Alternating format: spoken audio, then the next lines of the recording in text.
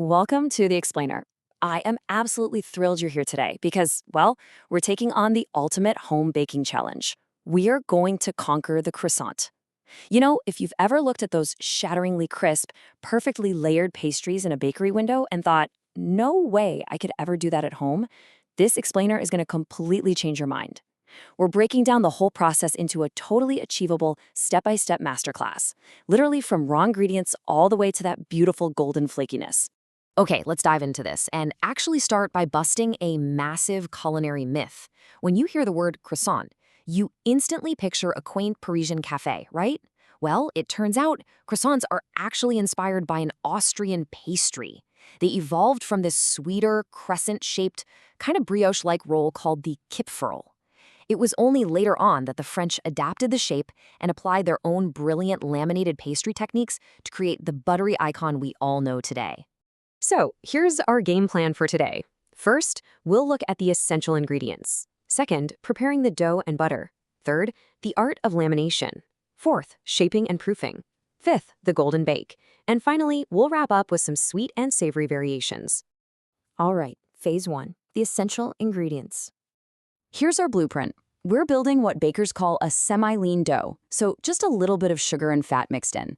You're going to need bread flour, and that's critical because its higher protein content gives us the gluten structure we need to hold all those delicate layers together. You also need instant yeast, whole milk, granulated sugar, and fine sea salt, which dissolves quickly and keeps the yeast fermentation in check. But honestly, there is one ingredient here that absolutely steals the show. So, the crucial point is your butter. You absolutely want cold, high-fat, European-style butter, ideally hitting that 82% fat mark. Why does this matter so much? Well, higher fat simply means less water. And less water means way more intense flavor, much better pliability when you're rolling, and ultimately distinct, incredibly flaky layers that won't just melt into a sad puddle in your oven. It's the absolute soul of the croissant. Moving right along to phase two, preparing dough and butter. First up, dough assembly. And it's actually surprisingly straightforward. In a stand mixer, you just combine your liquids and yeast, then pile your flour, salt, and a tiny bit of softened butter right on top. Mix it for about 5 minutes, and hey, don't panic if it doesn't look perfectly smooth. You're basically looking for this somewhat shaggy mass. After a quick 1-minute hand knead just to make sure that butter is fully incorporated, let it proof in a covered container for 1 to 2 hours until it's just about doubled in size. Now, while that dough is rising, you've got to prep your butter block. Take that cold, high-fat butter, place it between sheets of parchment paper, and literally pound it with a rolling pin into a flat, even square. Then pop it into the fridge to chill.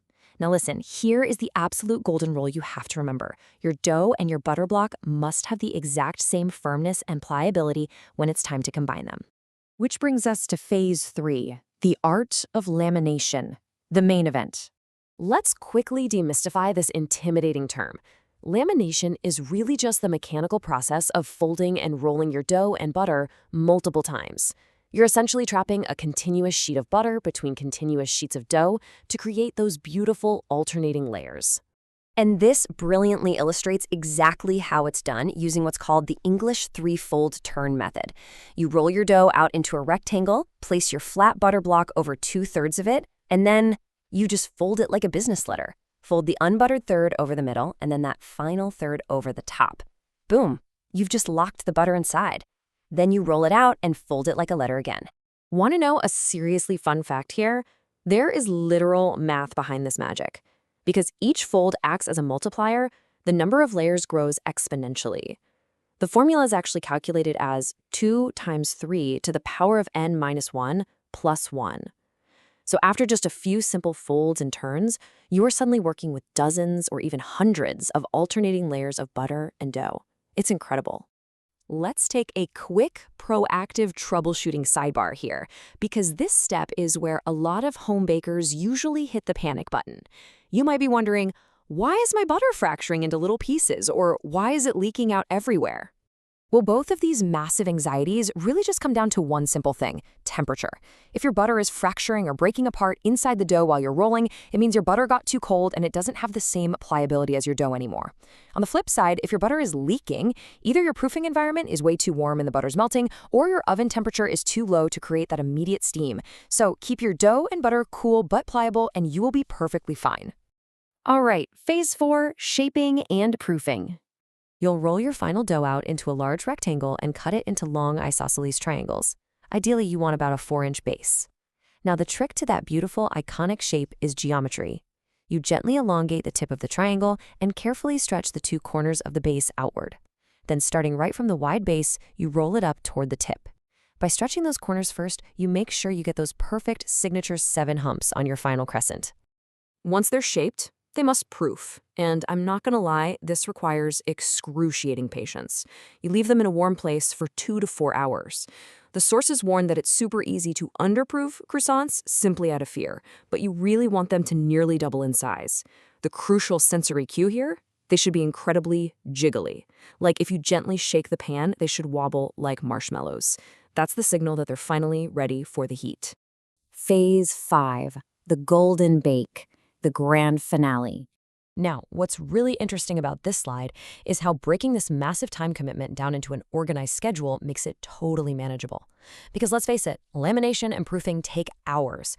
You could start at 8 a.m. and have fresh croissants by 2:30 p.m.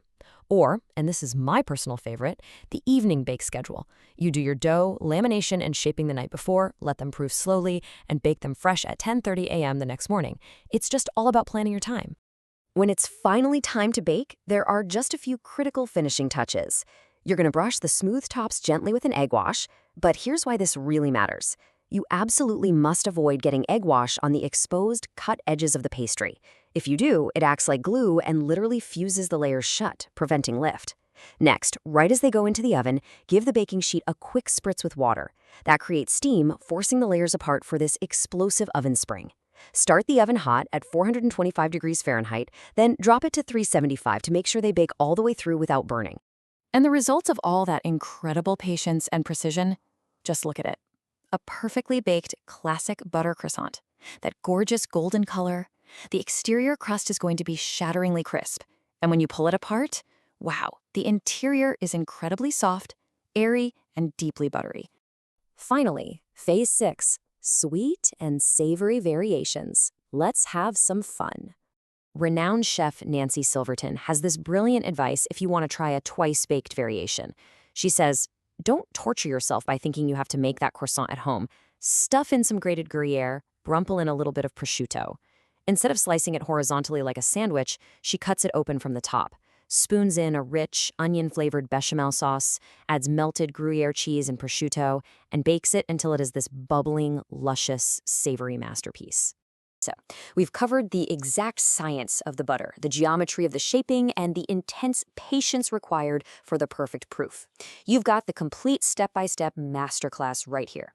So the only question left for you is, will your very first batch be a classic flaky butter crescent, or are you going for a gooey, twice-baked Gruyere masterpiece? Grab your rolling pin, get into the kitchen, and find out. Thanks for hanging out with me on The Explainer.